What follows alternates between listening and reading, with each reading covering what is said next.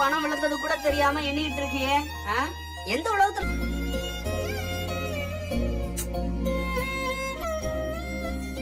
நடந்ததையே நினைச்சுக்கிட்டு இருக்காதீங்க மச்சான். வீட்டுல இருக்கிற மாதிரி பேசாதடா.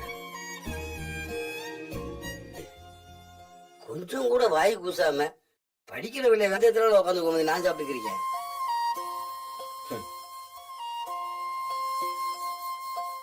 அறியாத வயசுல பேசுறவங்க 1000 பேசுவாங்கங்க. அதெல்லாம் நினைச்சு நீங்க ஏன் கவலைப்படு? சொல்றா சரவணா. அப்பா நாங்க கிளம்பிட்டோம்ப்பா. பார்த்து பத்திரமா வாங்க. வச்சிருவா. அப்பா நல்லாதான் இருக்கு. இல்லப்பா, உங்க குரல் ரொம்ப டல்லா.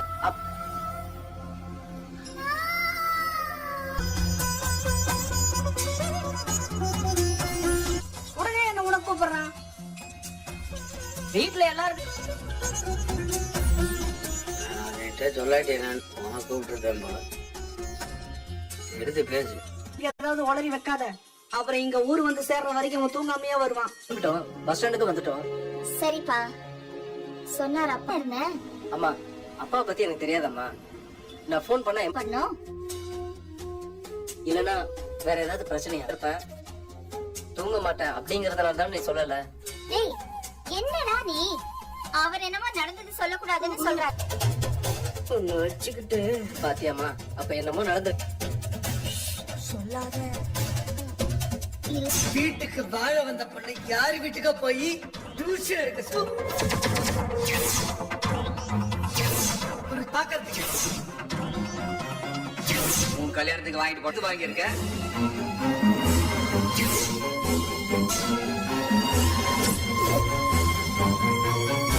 பேசணும்னு சொல்றான். கேட்டான். அப்பா அம்மா என்னென்னமோ சொல்றாங்க.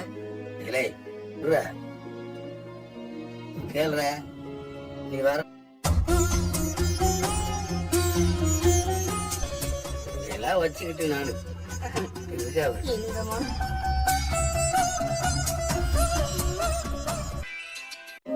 ஹலோ. சொல்லுங்கண்ணே. சரிண்ணே நான் வரேன். நீ கோவமா இருப்பேன்னு எனக்கு தெரியும். பெரிய பிரச்சனையாக்கு வரணும் நான் கொஞ்சம் கூட எதிர்பார்க்கல. இப்ப கூட எவ்வளவு பொய். புக்கு வேணுமா, அது வேணுமா, இது வேணுமா, நான் என்னென்னமோ கேட்டேன். அப்ப கூட கூசாம எத்தனை பொய் சொல்லியிருக்கேன். பேசுவேன் அதெல்லாம் வேணாம்னு பாக்குறேன். பேசாம சும்மா நிறுத்துறியா? நான் கஷ்டப்படுறேன்னு உன்கிட்ட நான் வர்றதுக்கு முன்னாடி உனக்கு இந்த கஷ்டப்பட்டு தொலைறேன். என் தலையெழுத்து. அப்புறம் ஏன் எனக்காக நீ நம்ம கல்யாணம் எப்படி நடந்துச்சுன்னு நமக்கு தெரியும், அம்மாக்கு தெரியும், அன்னைக்கு தெரியும். இப்ப உட்காந்து எனக்கு பிடிக்குதா உனக்கு பிடிக்குதா என்னால யோசிக்க முடியாது. அந்த ஒரே ஒரு காரணத்துக்காக தான் நான் எல்லாத்தையும் பண்ணிட்டு இருக்கேன்.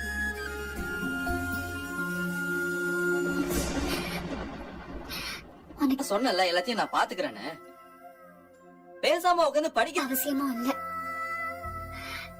என்னால என்ன பாத்துக்க முடியும். நான் வேலைக்கு போறேன்னு நீ சொல்லிருக்கணும்.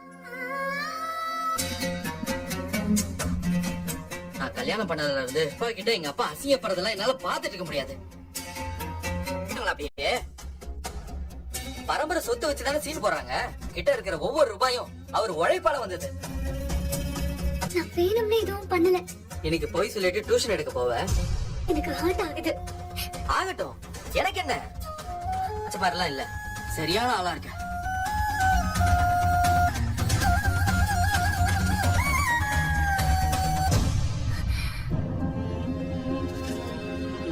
மாமா ஏண்டா என்னாச்சு?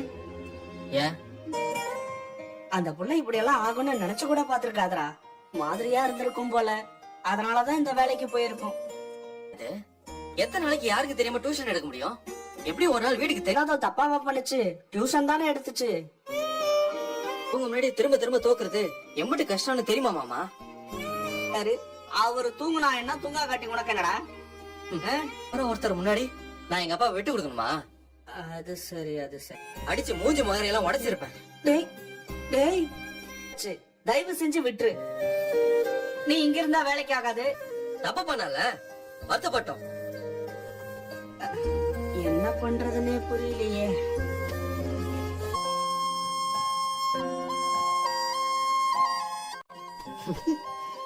நான் ஏன் தரையில விடுக்கணும்? அதிங்க அப்புறம் நானும் டென்ஷன் ஆயிடுவேன். நான் அதுக்கும் மேல டென்ஷன் ஆயிருவேன். அது கொஞ்சம் கேளுங்களேன். நீ என்ன சொல்ல போற? எம்புட்டு பெரிய விஷயத்து ஹனிமூன் போற இடத்துல சரவண மாமாவுக்கு ஒரு பிரச்சனை. என்ன பண்ணீங்க? ஓடி போய் உங்க அப்பா கிட்டே சொன்னீங்க? இல்ல உங்க அண்ணனுக்குன்னு ஒரு தேவை வந்தப்போ நீங்க என்ன பண்ணீங்களோ ஒண்ணு இல்லதாங்க. ஆனாலும் நீங்க அப்ப நான் உன் பக்கம் தானே நின்னேன். நின்னியதான், நான் இல்லன்னு சொல்லல. இந்த வீடு உங்க அப்பாவோட வீடுதான். இங்க அவரு சொல்றபடி என்ன பாக்குற நீ பா. ஆனா அதுல பல விஷயத்துல எனக்கு பிரச்சனை இருக்கத்தான் செய்யுது. நான் இல்லன்னு சொல்றேன்.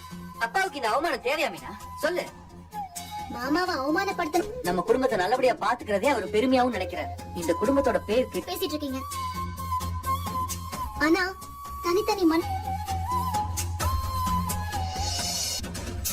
எத்தனையோ விஷயங்களுக்கு அப்பாவுக்கு நான் எம்பிட்டோ கஷ்டத்தை கொடுத்திருக்கேன். ஆடிட்டு இருக்க அத புரிஞ்சுக்க. என் வீட்ல ஏன் இஷ்டத்துக்கு நான் என்ன பண்ணேன் சொல்லுங்க. இந்த வீட்ல எதுவுமே பண்ண முடியாது. உங்களுக்காக தானே நான் வீட்டை விட்டு ஓடி வந்தேன். அப்படின்னா உனக்கு விருப்பம் இல்ல. நான் கட்டாயப்படுத்தி கல்யாணம் பண்ணியா? இடமே இல்லன்னு சொல்லி காட்டுறிய அதானே? நீ பண்ண தப்ப ஒத்துக்கவே மாட்டேன், அப்படிதானே? இங்க பாருங்க, நீ பேசினாலே அவ்வளவு கோவம் வருது. உங்க எதுக்கு எங்கேயோ போற பிரச்சனை எடுத்து தலையில விடுற?